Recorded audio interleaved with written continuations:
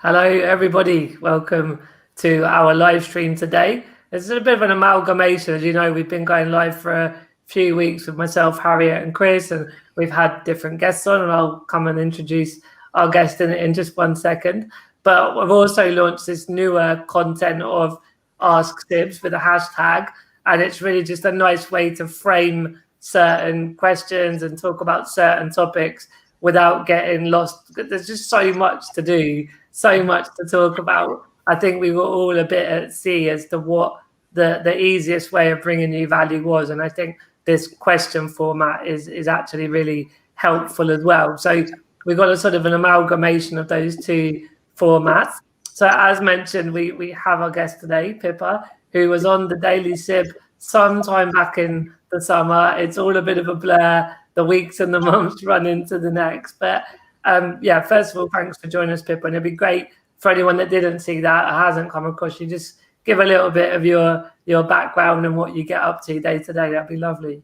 Yeah, for sure. Thank you for having me, first of all. In a nutshell, my name is Pippa Stacey. I'm based up north in York, and I'm primarily a writer and a blogger. So I run a blog called Life of Pippa, and it's all about my experiences of being a young person with a chronic illness. Well, not so young now. Really? And I basically document what it's like to live with ME, which stands for myalgic encephalomyelitis. I have a particular interest in things like education, employment, but I'm also really interested in like the arts and the theatre industry. And then away from blogging, I do a lot of work in the charity sector. So I work for a small charity called Astrid, which matches talented chronically ill people with inclusive employment opportunities. And yeah, I work freelance. I do bits and pieces at the minute. And as somebody who works as an influencer, it's an area I'm really interested in. So I'm always up for a chat about influencer marketing shenanigans. Brilliant.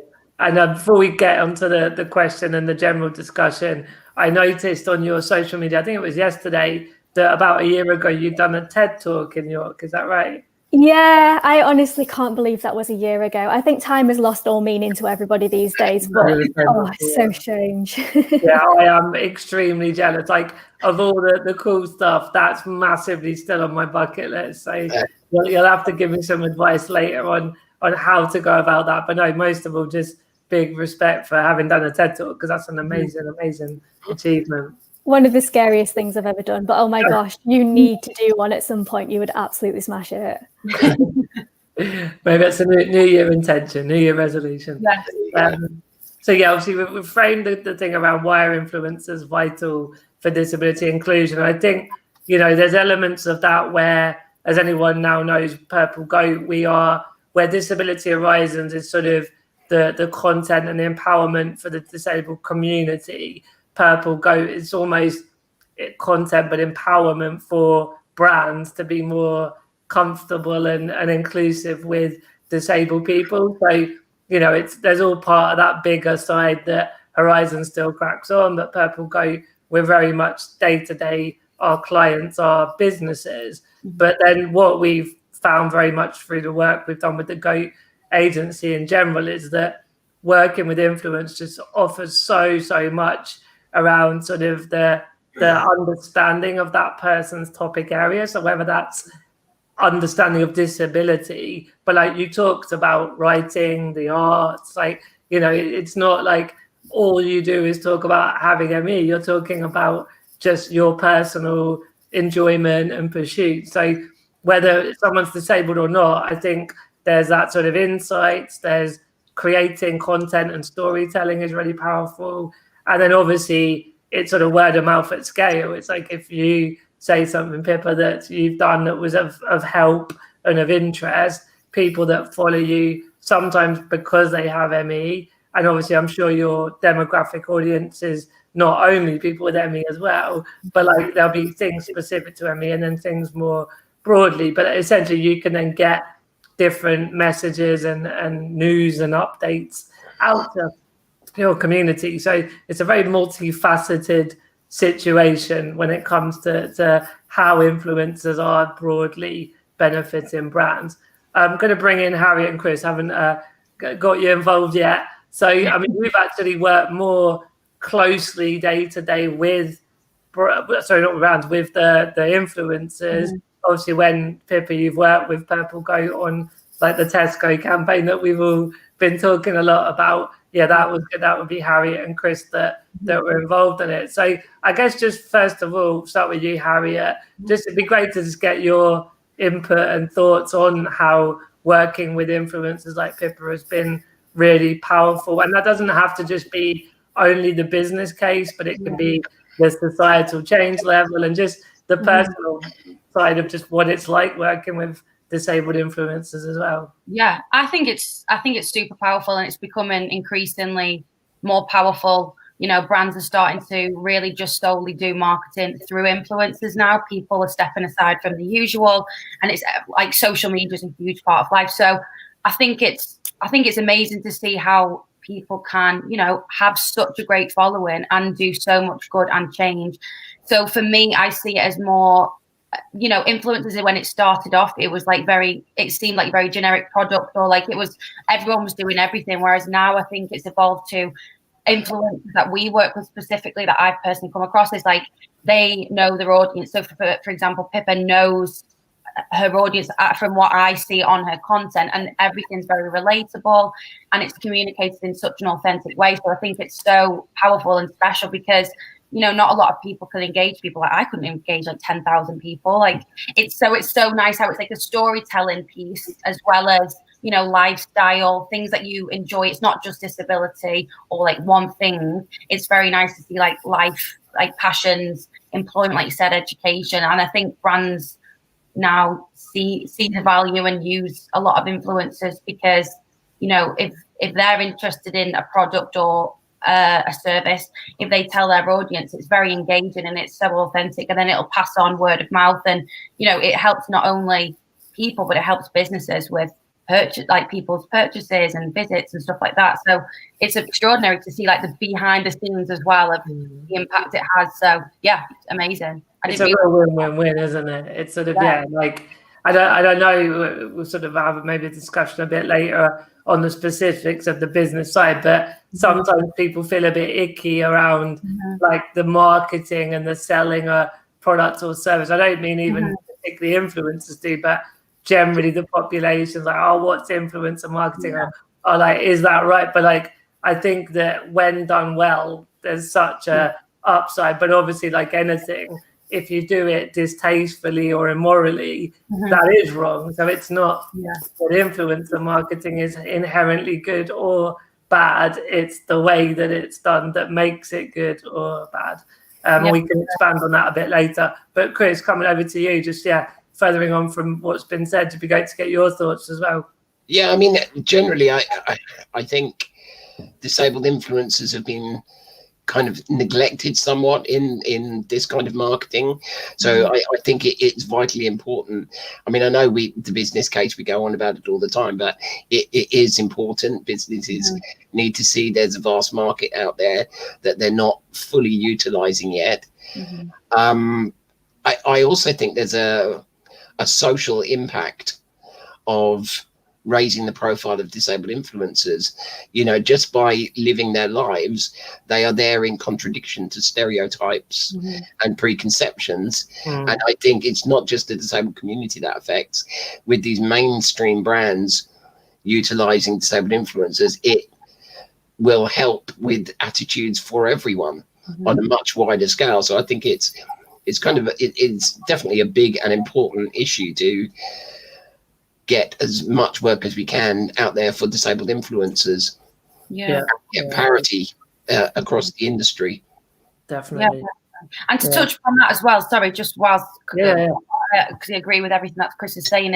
We also at Purple Goat, especially, and obviously the Goat, but I think influencer marketing has progressed so much now that when we have campaigns or client briefs or anything like you're selecting influencers or reaching out to them for, I think to make the reason why it's so powerful and in the disability community specifically is that we'd always match like the campaign to that person as such. That you wouldn't go to an influencer with like a completely random brief and say, hey Pippa, do you want to talk about X, Y, and Z, which you'd never probably either you don't enjoy or you've never done before. It just doesn't make sense, because then it doesn't come across authentic.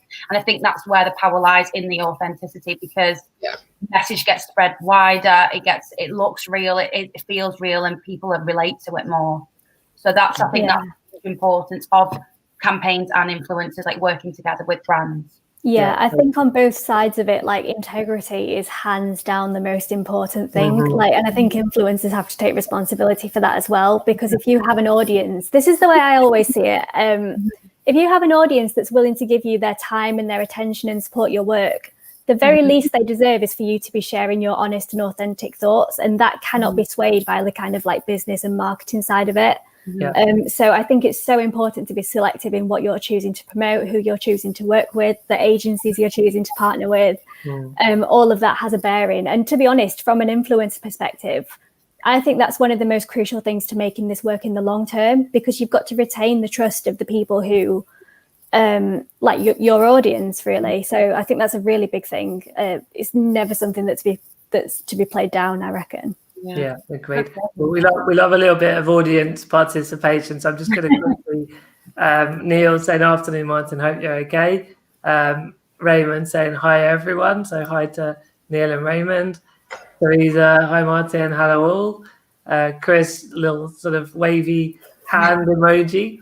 And then there's a couple of questions that Chris and Gavin have said, and we'll loop back to the actual questions because they're a little bit more meaty, I would say. But yeah, I mean, I think coming to you, Pippa, I was sort of just, that whole us all setting it up and getting the bigger picture there.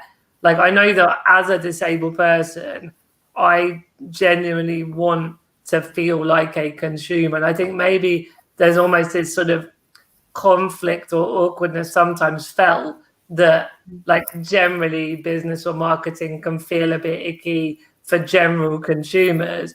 But it's almost, as disabled people, we've never really been seen and treated like that. So I feel that when we're talking about accessibility and inclusion, like, I'd quite like to see and when they happen, they stand out to me. If there's an advert or someone on Instagram that is just like me, that feels really good. So I think we sort of, there's the whole why businesses should be inclusive is way bigger than the money and the profit. It is about the right thing to do, the social good. But yeah, they're businesses, they're there to make profit. And so you need that carrot around the business case. But I just come to you, Pippa, in terms of what are your thoughts as a disabled consumer? So, like, do you mind being marketed to when it's with integrity as a disabled consumer? And then as a disabled influencer, I guess it's just expanding a bit more on what you said. But just, how does that sort of feel? Like, do you want to be seen as a disabled influencer or just an influencer? There's quite a few interesting points, but go with it where you want to go as well. Yeah, it's a tricky one, because on the one hand, like, I'm very much in the camp that, like, my disability isn't my entire being. It's not the total sum of who I am.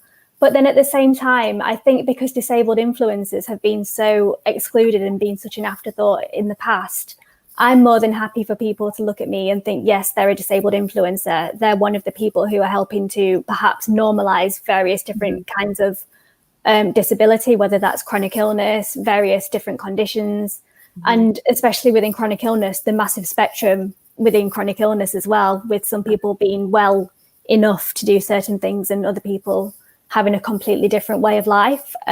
So I think in terms of, like, marketing and from the brand's perspective, to be able to play even a tiny role in, on their part, reaching a wider range of potential consumers. And just, I think the big thing for me is just normalizing disability and seeing it in more areas of marketing, because like you said earlier, it just goes to show how low the bar is set, that seeing a disabled person in advertising or in marketing is actually like an, oh my goodness, they actually showed a disabled person. What a concept. So yeah, I'm perfectly comfortable with it, as long as, like, the brands are, this is something that's quite important to me, as long as brands are going about representing disability in the right way and in a way that resonates with me and my audience, because there have been cases in the past where things have felt a little bit icky, the way they're kind of like, and it's a very subjective thing because everybody feels differently about their disability. But I'm very much not in the camp of like, Oh no, we've lost Pippa. Oh, no. I was like a cliffhanger. I was like, in the camp of what? What camp are you in? All right, well, hopefully Pippa will log back on sooner than later. I think we can definitely go to a couple of the questions that us three can talk around. And I was also going to just say generally that when Pippa's back, she's back now. Is she? Hello. Can you hear me? Yes. Are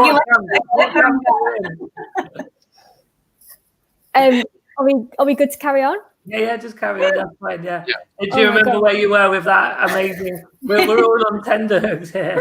Oh my gosh, what was I going to say? Oh yeah, okay, right, I've got it. We're good. Good, well done. I'm not in the school of thought where, as somebody with a chronic illness, I don't want people to think that I'm defying or overcoming my chronic illness every time I do anything ever. So like when I choose to market things and work with brands in a particular way, I'm very adamant that that's not how I want to come across. Like I want to show people that I'm doing things alongside my illness. I'm not overcoming it. I'm not defying it. So I think the language and the way disability is represented as well is a really important thing. Yeah, I think it's almost a simplistic view is, a disabled influencer, all they talk about is being disabled, and a brand pays them to talk how being disabled directly is related to the product or the brand. And of course, there are times where a wheelchair brand, is going to want to talk to wheelchair users and say, hey, this wheelchair is, funky and cool and innovative, and you might want to consider getting it as your next chair. That's fine, right? But in general, it's not so obvious. It's the creativity is actually it's just about your life, and then you can weave that in with the right brands, with the right values, the right products, with the right relevancy. So yeah, that's really, really interesting. And I think that bit about, because I guess part of what I was saying earlier was, as a disabled consumer, would you feel funny about knowing that advert, it's targeting you to buy that thing and they're targeting you around a disability? But I mean, I think for me, it's actually back to the capitalism question, isn't it? It's sort of there are people that detest marketing or business or capitalism. That's a whole other bigger conversation in general. But within the fact we're in a capitalist world and there's business and there's marketing, do you how would you feel that there's a product on Instagram and you've been targeted because you say have ME? How does that feel? I'm just really interested in what you feel about that. Yeah, it's a big topic and it's a really interesting one. Right. Personally, I am as easily influenced as any other person. So I more often than not, I love when I've seen something that's marketed towards me, because a lot of the time, if the brand has got it right and if the influencer has got it right, I can and will be swayed, and I'll have a much more positive perception of the brand as a result. There have definitely been times where I've gone to make a purchase or use somebody's service as a direct result of influencer marketing. So again, I think as long as things are gone about in the right way and with integrity, I feel pretty okay about it, to be honest. And there have definitely been situations where being marketed in that way has actually benefited me in the long run. And I would hope that other people would feel the same as well, although I can understand the flip side as well. It feels like if the brand or the product's relevant, that's then fine. And it's the integrity and how it's executed as well that makes the difference. If it's icky, it's because it's been done wrong, basically. Yeah. The people who spam, there's a thing on Instagram. I don't know if any of you or anybody watching this has experienced this, but there are so many questionable green supplements where people will come onto your Instagram profile and they'll comment it on every single one of your posts, contact this person to buy these supplements. And that is the worst. That is just not the way to do it. No, that is not influencer marketing. That's just spam. Yeah. You have to be interested in the product or within that space it has to be relatable to you. Otherwise people aren't gonna, if it's pushy, it's not for you, and people aren't gonna buy it as such. You don't want it to come across sales every time you're just on social media. So yeah, there is a good way of doing it for sure, and an icky way. definitely. Yeah, Chris, do you have anything? I was going to say personally, it's the inspiration thing that always makes my skin crawl. You know, inspiration porn side of things. Yeah. You know, you see it all the time, and I think that's where a lot of mainstream brands sometimes go wrong. Yeah. You know, we have all these regular people on here, and look at this inspiring one. You know, it's like it shouldn't It's be tokenism. like, yeah, absolutely. Yeah. I think that has to be in context, because I understand that, because I've kind of picked up on how icky that can come across when like just working through Purple Goat and things that you see. But sometimes things genuinely are inspiring. But I'm not saying it has to be a disabled person or a non-disabled person, but like a story can come across like, oh my God, that's happened. This person's become it and done something amazing. Like that, it is just the word now has been like paired with stuff done wrong. So it's a bit sad, because sometimes a story is like, holy moly, that is amazing. I can't believe that individual has done that. But it doesn't mean I only say that because that person is disabled, but there might be a whole story behind. But yeah, it's sad that that's now become like, that's not how we want to be spoken to. Why did you use the word inspiring there? If it doesn't make sense. So I was on I was on like a Power 100 panel discussion, but it was more like for internal staff network. It wasn't broadcast publicly, but there was a bit in there about the whole word inspiring, and someone said that if inspiration is where someone has made you want to take an action that's positive, it's kind of cool, it's good that you've been inspired to do something. But when you're passively inspired because someone had all these challenges and they still got out of bed and got out of the house, it's sort of, and I don't know if that's the definition, but I totally agree that the word shouldn't be ruined for eternity, because we all need a bit of inspiration in our daily lives. It's quite a healthy thing to have. It's motivating. But I agree with you as well, Chris. It's not when it's done bad. And I think the theme of all this talk, right, is that things are just things, like, you know, the word or a tool or whatever, but it's how they're used that make it good or bad. That feels like a massive summary of what we've all just been saying in a few different directions as well. Yeah, I think to take it to its extreme, it's the portrayal as a courageous victim. Yeah. It's kind of underlying that that's not how I categorize myself, you know. And I would resent that kind of in anything referred to me, you know, courageous victim. Yeah, definitely. Cool. I want to start. There's quite a lot of comments, so some are just comments, but some are questions, and I want to get as much value to the viewers as well, where we can all chime in with our thoughts as answers. But before we move to that phase, if you like, did any of you three have any sort of burning either a question for Pippa from you two, or like generally like a topic that you're really keen under this question to explore? Just, was there anything else you wanted to mention? No, pretty open. Pretty open to the question. Yeah. And Pippa, was that sort of what we've covered already? Kind of, you've covered it from your side as well, yeah? Yeah, I think so. I'd be intrigued to hear questions. And I think it's going to still be similar of the topic anyway, right? So how do you get the message across when Insta is full of photos of people's dinner? Hashtag asking for a 50-year-old Twitter user. We'll come to you first, Pippa, but we'll do a round robin. I mean, I do quite enjoy a photo of people's dinner sometimes. I'm not going to be honest. I'm quite nosy like that.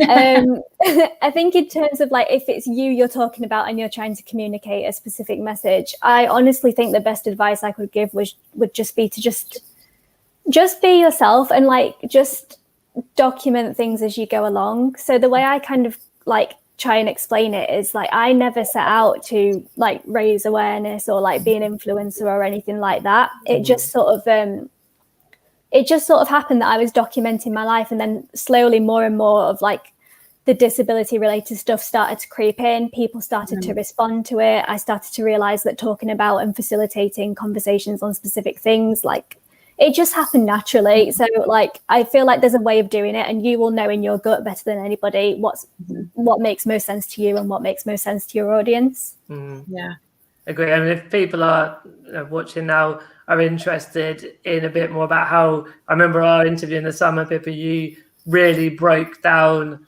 the sort of content. I mean, you're very much into writing and blogging, and I think that's your point, that some are great writers, some are really good at taking photos that capture a moment, some love videos, some love audio. So there's a bit about finding your strength with the type of content that's quite important, I would say. But then, I know you broke down quite a lot how you find inspiration and, content plans. So definitely anyone that wants to go in deeper with Pippa's particular methodology, if you like, that interview is packed with a lot more in that world.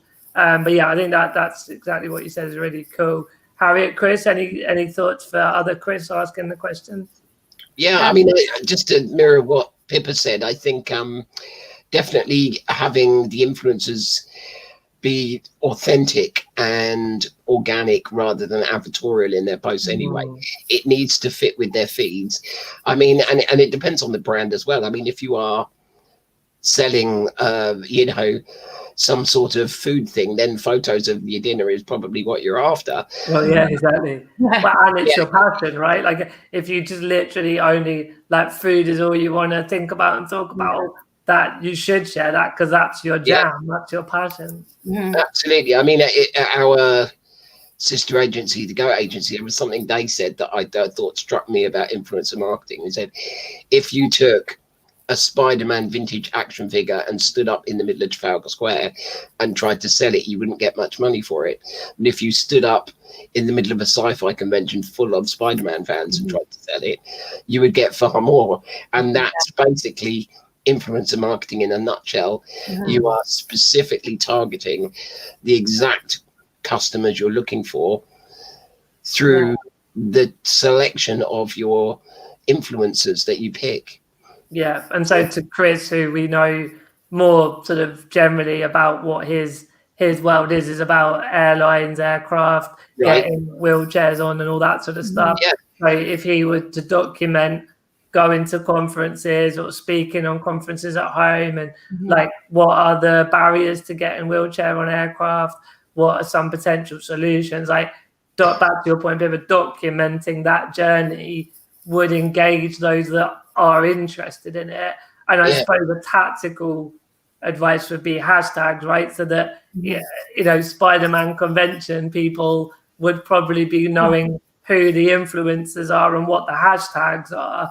So in that adapted airline world, you'd get to know the other influencers and you'd work out what the right hashtags are as well while you're documenting it. Definitely. Yeah.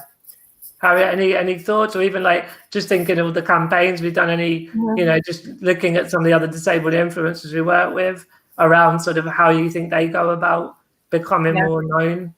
I think it's literally a number of things that Pippa and Chris just highlighted in yourself, and then consistency. So you know your audience better than anybody else. You know, you have to feel comfortable and you have to have a passion for posting this stuff. Like you don't want to come across like, oh my God, I have to post because it's Friday. Like it has to just look normal, fit in the feed and normalize what you want to talk about. So like Pippa said, that a part of the influencer side for yourself is to normalize disability. Like it shouldn't be a thing that everyone's like, oh my God, you're talking about this is amazing. Like it's great to educate people, but it's to normalize everything, and then your audience know what to expect. So when they see an advert or collaboration, it's not salesy, it's just they know that you have an affiliation because of an actual interest, and it's just consistency and keeping it like real for the whole time. And I think it's like a mixture of stuff as well, like photos and yourself talking your own, like, I don't know, a blog, like you said, on specific things that highlights your perspective, but it's not saying this is the way.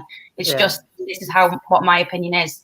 If you want any help, let me know kind of thing, or any more content about this, let me know. And I think then you get a gauge. Yeah. And just to add to that as well, something really key that I completely forgot to say as well, anyone doing the influencer thing, like I think it's so important to like communicate your sense of self and who you are as a person, because things tend to be so much more impactful, whether that's campaigns with a brand or just your other shenanigans that you're doing. Like, it is so much more impactful if people can get a sense of you and why this matters to you and what your purpose is for saying it, what your reasoning is for why you want to share this particular thing. I think that just makes everything you put out so much more impactful for your audience. That's real. That's so true. All right, so Gavin, with our next question. So disabled influencers like Guide Dog Owner, Blind Dad UK influence outside of disability with his followers' love of dogs. But how do other influencers ensure that they can influence outside of this sector? I think, again, we'll come to you first, Pippa. Yeah, that's a really interesting one. It's something I'm just trying to think of the timeline of how things work for me, because when I started blogging, I actually started as a theatre blogger. I was primarily only going to blog about theatre. I was talking about my chronic illness, but I never imagined that that would be the main route that I would go down. So I think taking some time to really think about the things that matter to you outside of disability and making sure that there is as visible in your content as all of the other stuff. And again, I think it all boils down to just being yourself and just sharing the things that matter to you and resonate with you. I think if you're doing that, then you're opening yourself to other opportunities quite naturally. So a lot of the stuff, I love the disability and the chronic illness stuff, but before things like Purple Goat, really, there weren't actually that many opportunities for disabled influencers. So before, I was doing most of the sponsored stuff, and the stuff with brands that I was doing wasn't disability related at all, really. So it's I think just it's just a case of just putting out there what you're interested in, and I think it follows quite naturally and organically that there will be other opportunities there.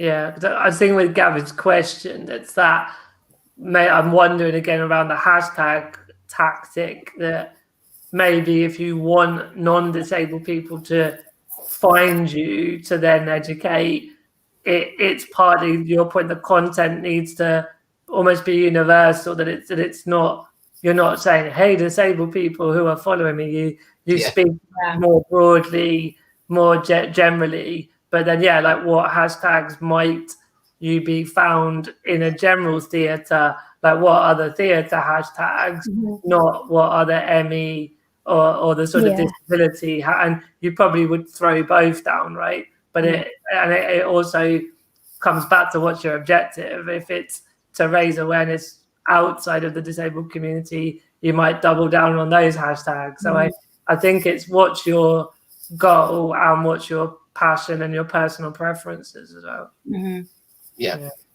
Harriet, Chris, any thought on Gavin's question?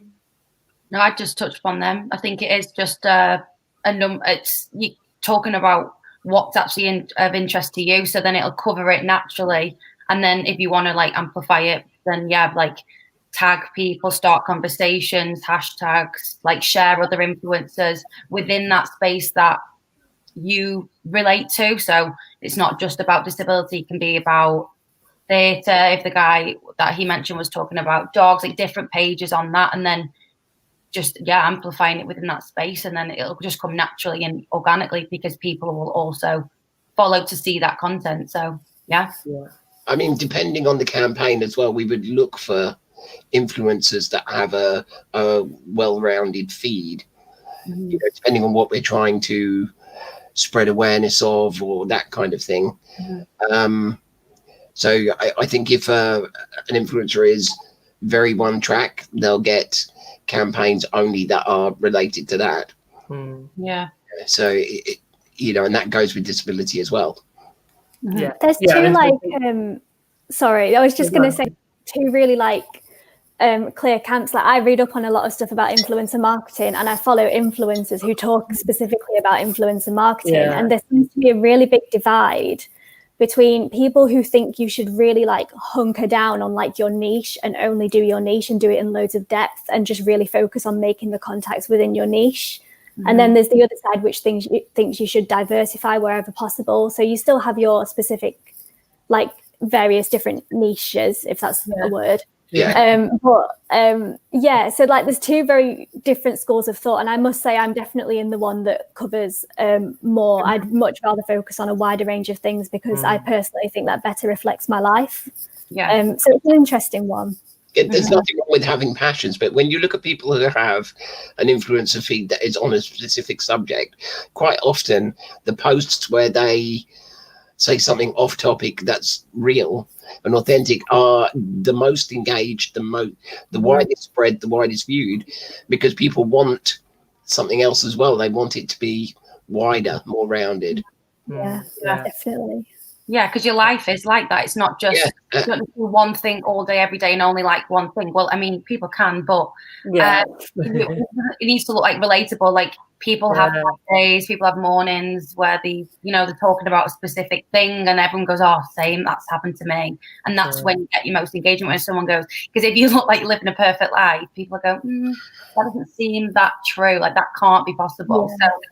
I'm not saying everyone wants you to be negative, but if there's a balance of this is what actually goes on in life, people go, fair play, because that's what happens to me, or I understand that trail of thought, or why they link to that brand, I think it's so important. And funnily enough, like not brands specifically, but the things, it's usually the posts which I'm most terrified to share, where I'm at my most vulnerable, or I've posted a photo where I'm not looking well, or I've shared something that's quite difficult to share.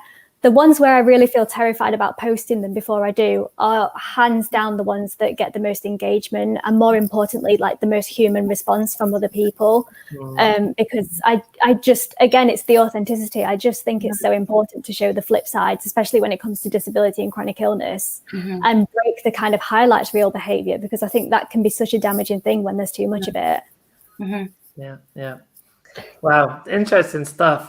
My brain's firing up on so many different angles and ways as well. I mean, because I got into blogging, and there's so many different reasons and inspirations as to why I did, and it's taken on, like, I guess everyone goes on different journey with it. So I'm now not so much looking to work with one or multiple brands, but not as an influencer. Purple Goat is trying to create that sort of stimulation of a whole new market and all the rest of it. But looking back this year, I've definitely found content creation hard because I'm not off doing as much crazy stuff as we normally would be, like speaking at big crowds at conferences, and that makes great content when you got a photo of speaking to like hundreds of people. So there's been a harder creativity of just being sat in the lounge at a laptop every day.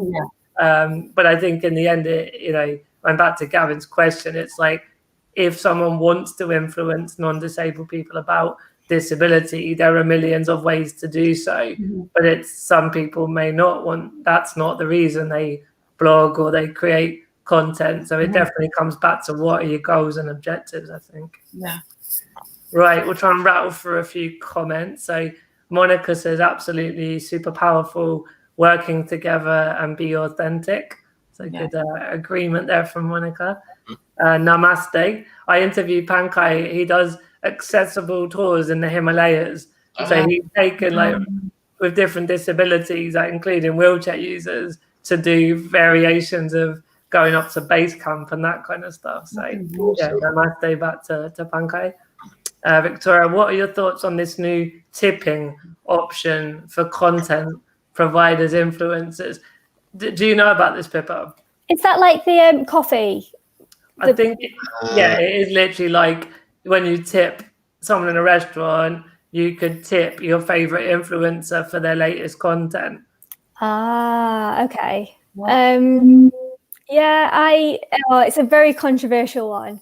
So I can imagine it is. Yeah, I mean, it's personally, I've thought for a long time it's not something that I personally would be willing to do. But then on the flip side, especially when it comes to disability and chronic illness bloggers, I can 100% understand why somebody would do that and why that would be a good option for them. I suppose, again, it depends on the kind of platform you have and the kind of line of work you're in.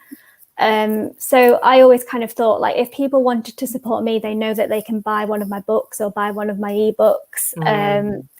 And I'm very lucky to be in employment as well, because we can't rule out the fact that like a lot of disabled people do face financial issues and a lack of support. Yeah. And I do think like there are so many content creators who do really amazing stuff, and a lot of the time they do it for free. So like on that side of things, like I can understand it. And to be honest, actually, I'm sat here saying this now. I do tip, I do donate, I do the coffee thing for other influencers. So like I'm happy to do it for other people, but funnily enough, I don't think I would do it myself. So it's a strange one. Yeah, what I'm sort of hearing from you is that you want to give, well, I mean, obviously the content is value already, but like you would seek to have a book or something in addition that's like a transaction of sort of the money for a particular item, which I think that has a lot of sense. But as you say, everyone's situation is different, so maybe there are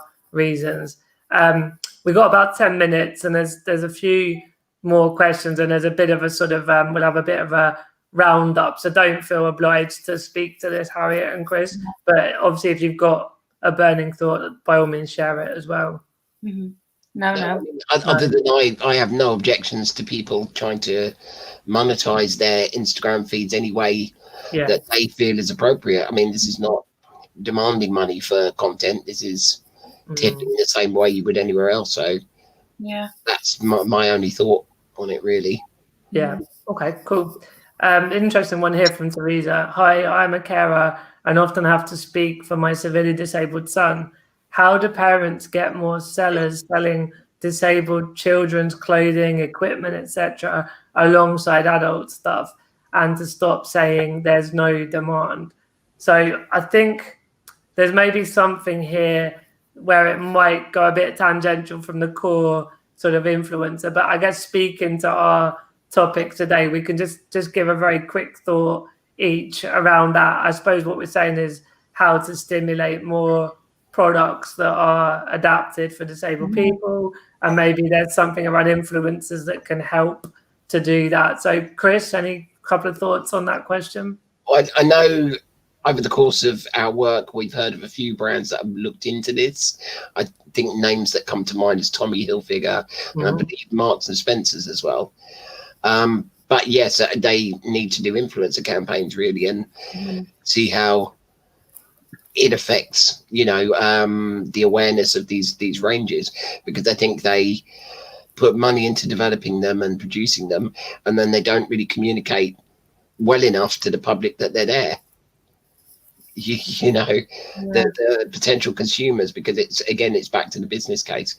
There's a big market out there of people who would be buying these, adaptive clothing. I would be buying it, but I've never had a single advert pop up online, or I've seen it occasionally ones on TV, but that's it, about adaptive clothing. Yeah, you rarely see it. It seems to be coming. I've seen a lot more about it.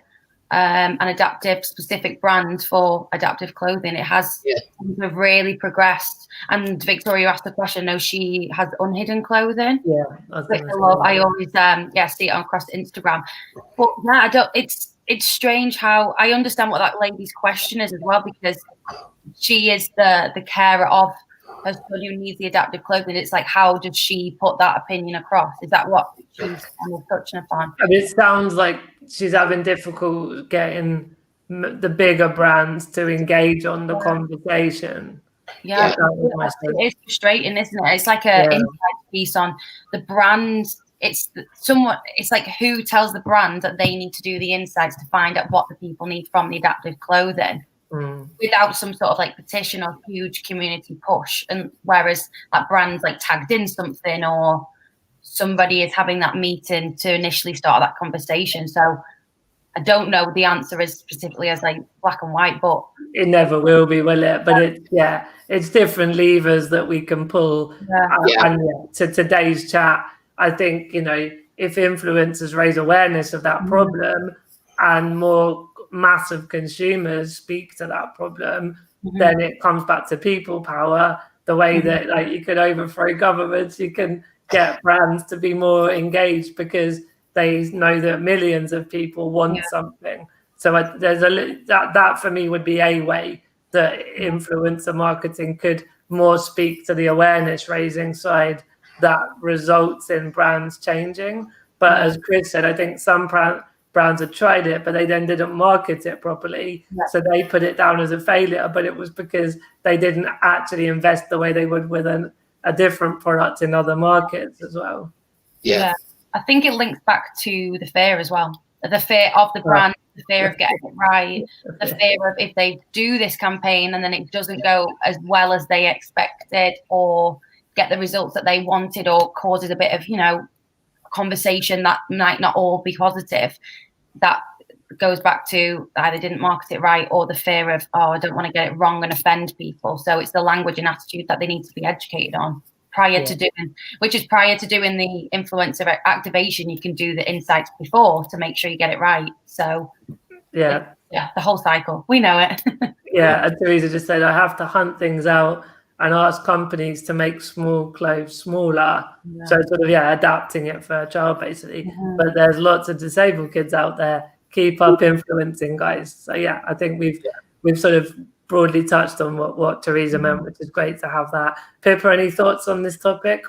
I'd just say in an ideal world, like brands would, one, consult with disabled people during like the manufacturing and the decision making, and then two, involve disabled people in the marketing so it reaches people it needs to. And honestly, I think it's just that simple. It's just brands just haven't quite realized it yet. So if you involve disabled people, like, it will make all the difference. So just need to listen to us. Cool. Kevin saying, have you noticed any trends or shift of leveraging multiple micro macro influencers versus typically using single large influencers? What are your thoughts? I've definitely got some thoughts on that, but we'll go Harriet first. Can you pull the question back up again just so I can, because I know I'm always wearing covering Chris's face up. Sorry. So we use a range. I think I wouldn't say specifically trends or shift, because I think everybody has a place, and you have to have, if you're on a specific campaign, like I'm thinking like work wise, if you're working on a specific campaign to get the engagement correct and to involve and reach as many people as possible, you need to have that mix, and you need to have the mix to be selected to reach the campaign and to match the campaign. So it has to be, one, of interest to the influencer, and two, a range of different audiences and follower size, because regardless of numbers, like each one of them followers are engaged with that influencer for a specific reason, that they're interested in that kind of content. So a range of it definitely works, and then you can amplify it to as big an audience as you need to, but then really hone down on someone's niche. Chris? I'd definitely say a single large influencer never makes for a well-rounded campaign, pretty much for the reasons Harriet said. We find that mid-range and small influencers tend to have really good engagement in comparison. So for us, the perfect campaign is an even selection of large, middle and small influencers with followings that cross over and cover a wide range of the public as possible. Basically, representative, ethnically representative, gender and that kind of thing. Otherwise you are just talking to a single kind of follower, like Harriet said. So definitely that's the way forward, I think, with campaigns. Yeah, I'd just echo that in saying that a lot of the times the micro or the smaller influencers, their engagement is so much better than the bigger influencers, and you perhaps wouldn't realize that. So from the brand side of things, it can often be a lot more beneficial. I think I agree that a range is the way to go, but sometimes a brand can get a lot more bang for their buck, if you will, working with the smaller influencers, because they know that their audience is more likely to engage and like trust their opinion. And again, it boils down to the integrity thing. Like, regardless of the size of the following, the influencer has to be someone who their audience trust, and it has to be relevant to the niche. And I think all of those things span and are irrespective of whether they have a big following or perhaps a smaller following. So it's all about getting just the right person for you, I think. I mean, for me, I think we have to make a differentiation of celebrity with an influencer with a large follower number, because we've had requests essentially of just someone that's famous from television. Mm-hmm. And they may have a lot of followers because they've been on television, but they're not going to get the engagement and the reach that you would expect. Just because they're on Strictly Come Dancing doesn't mean that they're big on Instagram. So there's something to be said about celebrity rather than larger influencer. And I think, but then if they are an influencer with good reach and metrics, and as you all said, that variety is probably still best. But I'd stay a little bit technical now as well and say that it's not always about the pure reach that influencers have. It's about the content and the storytelling. And so, we can work with people. I think, have you got about 10,000, Pippa? 11 now. We've gone up one. Up, Get in. And that's a lot. Yeah, you put them in a room, right? That's a lot of people. So, some people have 100,000 million. It gets ridiculous in terms of what, like, one or two known large mainstream influencers are getting that kind of numbers, right? But like, we know that you'll create such good content, tell the story so well, and we can then use paid media to reach hundreds of thousands of the right people, and it's far better value for money, like you say, bang for your buck for the brand. So that got a bit techie around how we use paid media, but the point is that you've got the storytelling is the largest part, I think, of what influencers bring, that authenticity, and then amplification. There's different levers can be pulled as well. Definitely. Yeah, I agree. Right, well, we're no more comments to say that. Okay, guys, just a general Gavin super chat team. Thanks, Pippa, and the head as always. Thank you, Gavin, for tuning in, and everyone else as well for watching and your comments and questions. I'm just going to do a quick round robin. To go back to the question, why are influencers vital for disability inclusion? So if we look to like 2021 and we look, 5-10 years, be as futuristic as you want to go. But why are you excited for influencers and the general disability inclusion agenda? And it might just be a bit of a wrap-up thought of what's already been said. Chris, we'll come to you first. I think there's a lot of creativity out there. There's a lot of authenticity.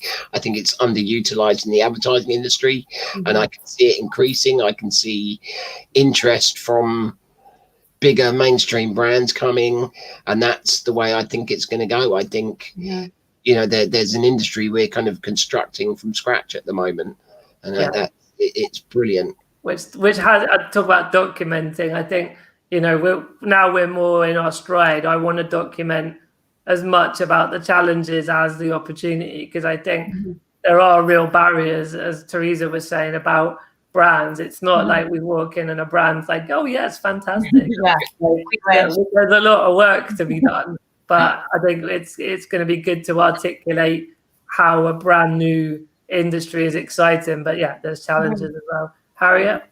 I agree with what Chris said, that there's so much creativity out there and different types of influencers for different purposes, like because everybody has an individual personality, so there's so much scope for influencer marketing, and it's so powerful. It's just bridging the gap between the disability influencer and like making brands see this space as like important as mainstream non-disabled influencers, and like the power that they can bring to specific marketing campaigns. Like how Pippa said, if they're part of the design, manufacturing, and the activation of the marketing, then it's a very simple concept that's just being blocked off.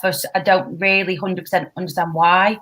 We're getting there slowly, and obviously conversations that we have both sides is like quite eye-opening to the process of where it's going to go. So it's exciting to see what happens next year, and obviously in the next 5 to 10 years. In general as well. Definitely, So that's sort of very, us three of a purple goat perspective. So, Pippa as a influencer, what's exciting and what's challenging for you, looking ahead, and the sort of in that bigger picture inclusion narrative. I just think for the longest time, like disability and chronic illness have been so invisible in the media and in life. And I think even before I was an influencer myself, I think that influencers in this particular niche, if you will. I think they've really started to pave the way in normalizing some of these things and challenging some of the more problematic perceptions people might have about disability or chronic illness, and basically starting to break down some of these things and show that, like, these people with these long-term conditions are real people. They have the same wants and the same goals as you.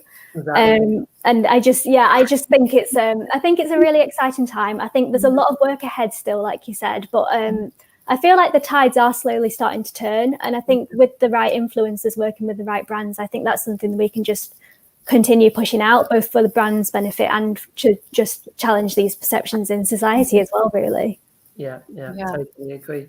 And because I think we talk about brands and it has more of a leaning in to business, and then sort of marketing is associated more with business. But I think the structure, the methodology is very applicable to sort of government policy, even empowering charities to be more user-led. So I think, just to be clear, for me, it's not only about big brands and profit, which is fine, and we touched on that earlier, but I think it lends itself in lots of directions, which for me is exciting. You know, having come from charity sector and social enterprise world, there's so many things social impact wise that we can achieve. So cool. Kevin saying thanks everyone. Victoria, brilliant talk, thank you. Chris, great show.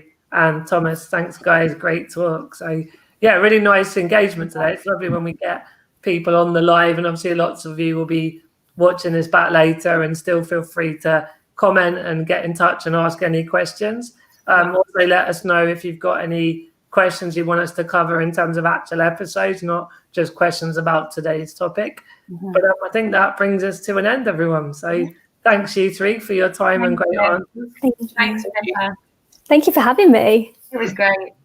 And that's our last one of the year, isn't it? As a sort of Purple Goat team. So a lovely way to end the year, Pippa. And you know, you've been we've been talking about the involvement you've had with us with the Tesco campaign and some of the other work you've done. You've been a real sort of shining light of what positive disability influencer marketing looks like. So thank you for your stop work. it. Thank you. Now. Carry on.